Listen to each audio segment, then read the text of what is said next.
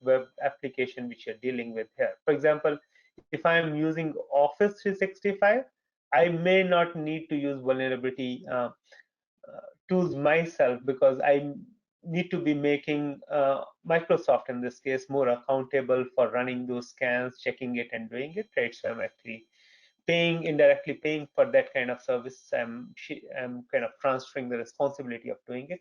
Versus now, if I come into hosting my own application, then it depends on, right, what's the model, right? So I shared here that we have tools which are running at the host level, right? Qualys, Nessus.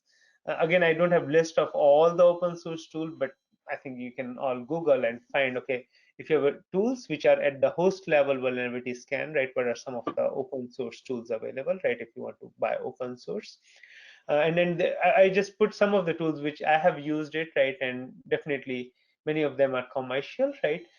So for static code analysis, right, there is Black Duck and Veracode. Those are some of the, I'll say, market leader tools in the static code analysis, right, and going over the libraries.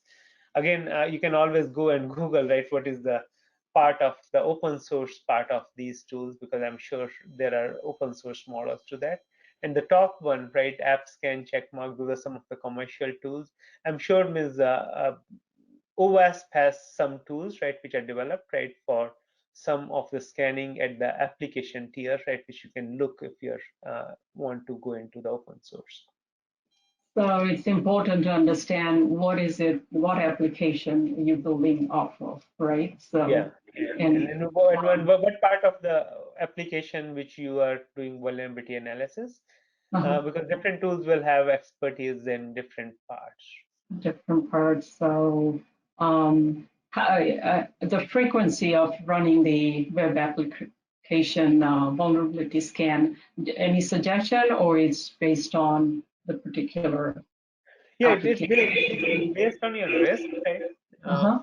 First thing is that generally, I wouldn't go into there could be a whole talk on what I call a CI/CD pipeline security, how you have your build processes and deployment processes, and how you can automate security as part of that. So generally, I'll say more mature companies or more mature development teams will have security built into their CI/CD pipelines, where they're constantly running these kind of scans all the time whenever developer is developing a code and pushing it to prod or pushing it to the repos. These keep on developing. That's the practice which more mature companies have. But if you have to give me a ballpark, right, I'll say every time you are developing or changing code, you must be running application scanning right through that code. And then you should also be, ideally, if you have money or if you have resources, you can always set up your scans to be running constantly, right, even against your production or stage kind of applications. But then you can decide, right, do you want to, if you can't afford that, then it's okay, I want to run it every 30 days or something like that, or 90 days. 90 days, okay, all right.